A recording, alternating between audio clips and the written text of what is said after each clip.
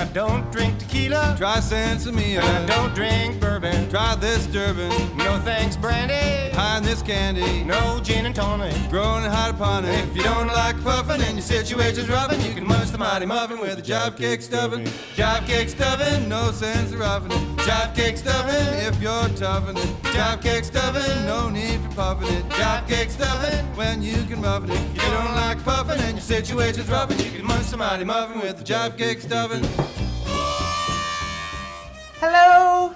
Welcome to another episode of Baking a Fool of Myself. I'm your host, Watermelon. I have so many fun recipes I'm going to show you how to make at home today. And we're going to begin with cannabis conversion. Our first show, we showed you how to convert cannabis 3 different ways. But this show, we wanted to take it a step further. We wanted to delve even deeper into the science behind cannabinoid conversion. And for that, I've brought a special guest on today. It's one of Canada's foremost cannabinoid scientists. His name is Dr. Paul Hornby. Please welcome Dr. Paul Hornby. Thank you for coming. Good to see you again. It's great to have you in my kitchen. This is very exciting. Wow. I attempted on the last show to discuss cannabis conversion, and I have to confess that even I'm not certain about what cannabis conversion is. So I have some questions that I've written, and I'm hoping you can answer them for me. Sure. My very first question, very simply, is what are cannabinoids? Cannabinoids. Cannabinoids. They're a group of compounds peculiar to the cannabis plant. There are traces of cannabinoids found in hops, but rarely other places, and they're located in what are called trichomes on the plant. Those are little blebs because they're resins, so they're secreted outside the plant onto little balls called trichomes. So that's why you have to heat cannabis, because how you decarboxylate it is by heating it to a certain temperature, and the heat knocks the carbon off. CO2. Yeah. Knocks the CO2. How long and at what temperature approximately do you want to convert your cannabis at?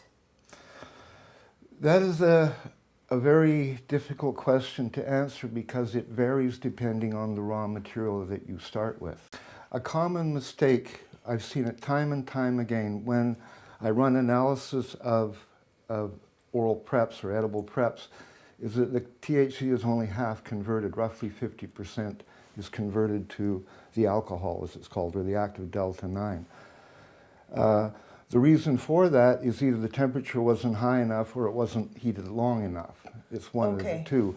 And another important thing is you want to keep the pressure fairly constant. You don't want it open to atmosphere while you're heating it, so you want a lid on it or it's sealed up somehow. Couldn't you then start burning off the things you want to keep? Like if you get too high, if your temperature's too heat and you start seeing smoke, which is different from steam, then you're burning it. I usually grind my powder grind my shake into a fine powder, and then I pour the oil on, and then I cook it.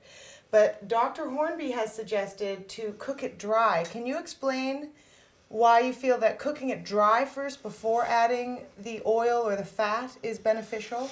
The decarboxylation bell curve will happen at a lower temperature in dry cannabis and a higher temperature in cannabis in an oil, for example. Say you extracted your trichomes into oil and then heated it up, decarboxylation would occur at a higher temperature than if it's dry in an oven.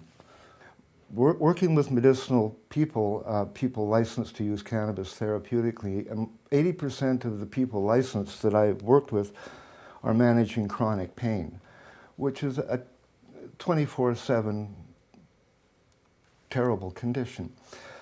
And I've had so many of these people thank myself for helping them feel better, complete turnarounds at time, but it's profuse thank yous that come to working directly with medicinal users that I find tremendous. I've told a number of medical doctors that if they ever were to prescribe natural cannabis, they would get a lot of thank yous. Oh yeah, they don't get many thank yous? Not for prescribing OxyContin. I haven't heard of anyone getting a thank you for that. Well, here we have a scientist doing the Lord's work. I just want to say thanks so much, Dr. Paul Hornby, for coming on the show, and thank you for joining us. Thank you. Give me a big hug, actually.